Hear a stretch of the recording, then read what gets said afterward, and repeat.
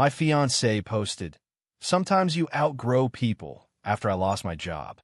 I commented, "Truth." Then I got hired at double my salary and started dating my new boss. Her DMs when she saw us at the company gala. Original post. 31 male, got laid off on a Thursday. Tech company restructuring. Last hired, first fired. The usual corporate nonsense. 5 years in software development. Decent at my job. Making $78,000 annually. Not rich, but comfortable. My fiancée, Amber, 29, took it. Weird. We've been engaged for 8 months. Together for 3 years total. Lived separately. She had her apartment. I had mine. We've been talking about getting a place together after the wedding next spring. That Friday night, she came over. I'd spent the day applying to jobs, updating my resume, being productive. Made dinner, open wine, try to keep things normal. "So, how long till you find something?" she asked, barely touching her food. Hard to say. Could be a few weeks, could be a few months. I've got savings for 6 months of expenses. 6 months. Her face did this thing. Hard to describe. Like she'd bitten into something sour. Yeah, been saving specifically for emergencies. I'll be fine. She left early. Said she had a headache. Saturday morning, scrolling Instagram. There it was. Amber's post. A photo of her at some coffee shop, looking contemplative. Caption. "Sometimes you outgrow people, butterfly. Not everyone can match your energy and ambition. Choose yourself." Hashtag growth, hashtag moving forward, hashtag know your worth. Posted 4 hours ago. 32 likes already. Her friends commenting, "Yas queen, and you deserve better." My phone buzzed. Text from her. "We need to talk." Called her immediately. "What's this post about?" "Ethan, I've been thinking. With everything happening with your job, I don't think we're in the same place anymore. I lost my job 2 days ago. I know. And it made me realize we want different things. I'm building a career, moving up at the firm. I need a partner who's on my level." The firm. She was an HR coordinator making $52,000. I'd literally been making more than her until Thursday. "So you're breaking up with me because I got laid off?" "I'm ending things because you don't have a drive I need in a partner." This just clarified things. Hung up. Stare at my phone. 3 years. 3 years, and the moment I hit a bump, she's out. Opened Instagram. Looked at her post again. All those comments. Her smug photo. Commented, "Truth." Then blocked her on everything. Update 1. 2 weeks after the breakup, I got a call back from a company I'd interviewed with before getting laid off. They'd just gotten funding and were expanding fast. The CEO, Veronica, 34, interviewed me personally for a senior developer position. Interview went well. Really well. She was sharp, asked actual technical questions instead of the usual BS, and seemed genuinely impressed with my portfolio. We talked for 2 hours, way longer than scheduled. The position is $165,000 base, plus equity and full benefits. "Can you start in 2 weeks?" I try not to look shocked. That was more than double my old salary. "Yes, absolutely." "Great. Welcome to the team, Ethan." Shook hands. Left feeling like I'd won the lottery. Started the job 3 weeks post-breakup. The company was smaller, about 30 people, but growing fast. Veronica was hands-on, brilliant, and surprisingly easy to work with. We clicked professionally right away. First month flew by. The work was challenging but satisfying. Team was solid. In Veronica, she was impressive. Built the company from nothing, turned down acquisition offers, genuinely cared about the product and the people. We started getting coffee between meetings. Then lunch. Nothing unprofessional, just 2 people who got along. 6 weeks in, working late on a deadline. Just me and Veronica in the office around 9 p.m. "You want to grab dinner?" she asked. "There's a Thai place that's still open." We went. Talked about everything except work. Her divorce 2 years ago. My recent breakup. Shared horror stories. Laughed a lot. At the end, walking to our cars. This was nice. We should do it again sometime. Off the clock. She smiled. "I'd like that." We started seeing each other. Carefully. No PDA at work. Kept it professional during business hours. But outside, we fit. She got my sense of humor. I appreciated her drive. It just worked. 2 months after I started, The company holiday gala was announced. Big deal. Investors, clients, fancy venue. Partners encouraged. Want to be my date? Veronica asked over dinner one night. People will talk. People always talk. I'm the CEO. You're senior developer. We're both adults. And honestly, I don't care what they think. Then yes, the gala was in 3 weeks. Black tie, open bar, the whole deal. Meanwhile, I've been completely offline from Amber's world. Blocked on everything. Mutual friends had picked sides or stayed neutral. I had no idea what she was up to. Then, 2 days before the gala, I got a DM on LinkedIn. Amber, hey, hope you're doing okay. I've been thinking about you. Ignored it. Next day, another. I heard you found a new job. That's great. Maybe we could grab coffee and catch up. Still ignored. Day of the gala, my phone buzzed. Text from an unknown number. It's Amber. Got your number from Kevin. Please don't block me. I miss you. I made a mistake. Kevin, my former co-worker. Guess he'd given her my new number. Cool. Blocked the number. That evening, getting ready for the gala, Veronica texted, picking you up at 7. Wear the navy suit. Bossy. You like it? Fair. The venue is gorgeous. Downtown, fancy hotel ballroom, champagne everywhere. Veronica looked incredible. Black dress, confident smile, absolutely in her element. We walked in together, her hand on my arm, casual but clear. About an hour in, mingling with investors, I saw her. Amber, in the corner, wearing a red dress that was trying way too hard, staring at me with her mouth literally open. Took me a second to put it together. The event was semi-public. Some tickets were available for purchase by people in the industry. She must have found out I'd be here and bought one. She started walking over. Ethan. Veronica looked at me. I shook my head slightly. She got immediately. Ethan. Oh my God, I didn't know you'd be here. Amber's voice was too loud. People were looking. Amber, you look amazing. I mean, you always did, but she noticed Veronica.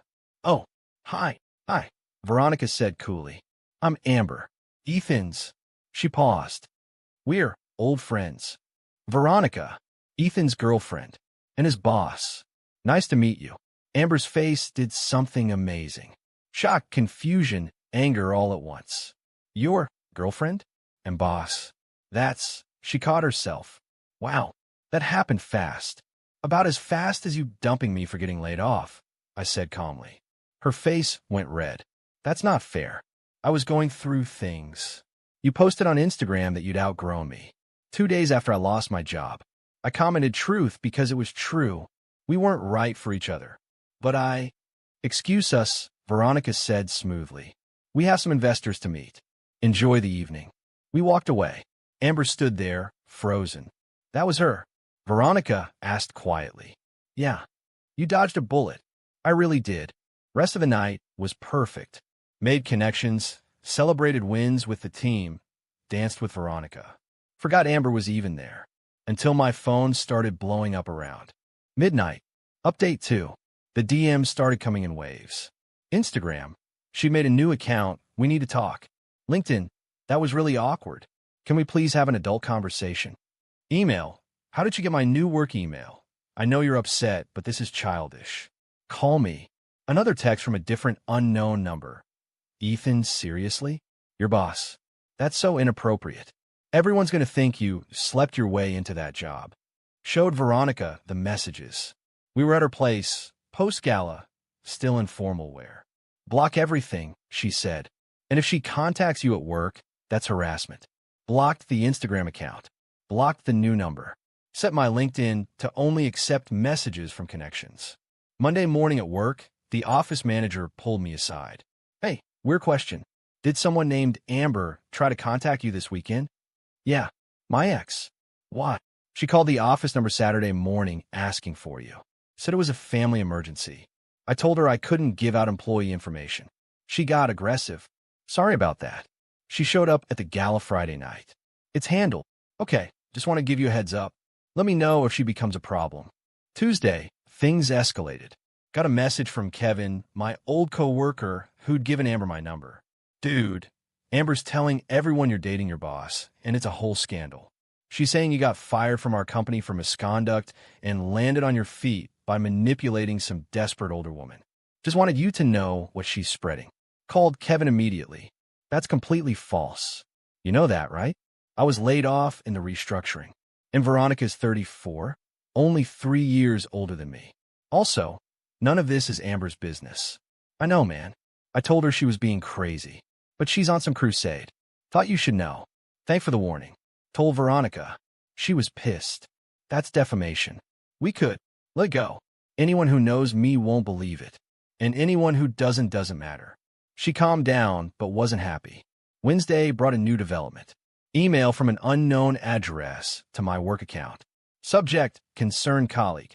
Dear management, I have concerns about the relationship between Ethan, last name, and CEO Veronica, last name. This appears to be a clear conflict of interest and potential favoritism. Ethan was hired under suspicious circumstances shortly after being terminated from his previous position. I believe this relationship began before his employment and represents a serious ethical violation. Please investigate immediately.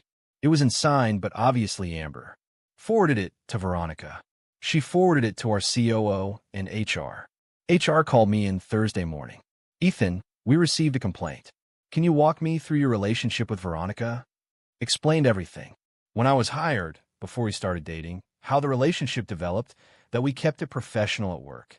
And this person making the complaint, my ex-fiancée, she showed up at the gala, found out Veronica and I are together, and has been harassing me since.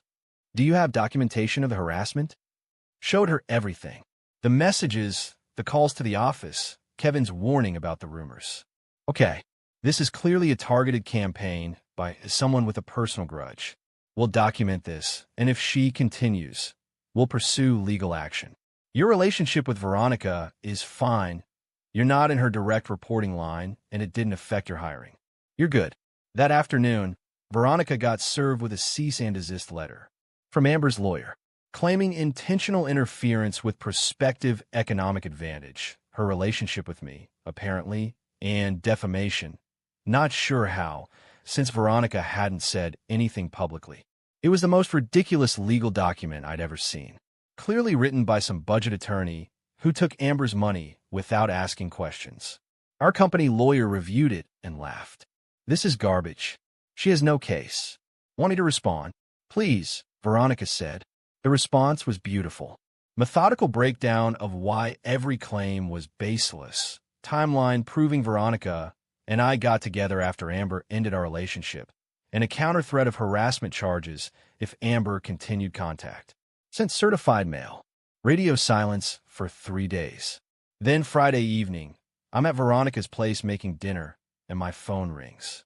Unknown number. Against my better judgment, I answered. Ethan. Amber. Drunk. Definitely drunk. How did you get this number? Doesn't matter. You ruined my life. Everyone thinks I'm crazy. Brandon broke up with me. Who's Brandon? My boyfriend. He said I'm obsessed with you. But I'm not. I just want you to know what you did. You paraded that woman around like some trophy. Made me look like an idiot. Amber, you dumped me for losing my job. Then I got a better job and moved on. That's not parading anyone around. That's living my life. She's using you. Can't you see that? She just wants a younger guy too. Goodbye, Amber. Hung up. Blocked the number. That was her. Veronica asked from the kitchen. Yeah, she's spiraling. Good. The next week, Amber made one final move. Created a burner Instagram account and posted a long rant about narcissistic men who use successful women as status symbols and companies that enable inappropriate workplace relationships. Didn't name names, but tagged the company account.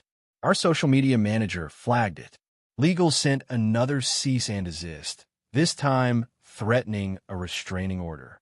That finally shut her down. Final update. It's been 4 months since the gala. Amber's gone completely silent.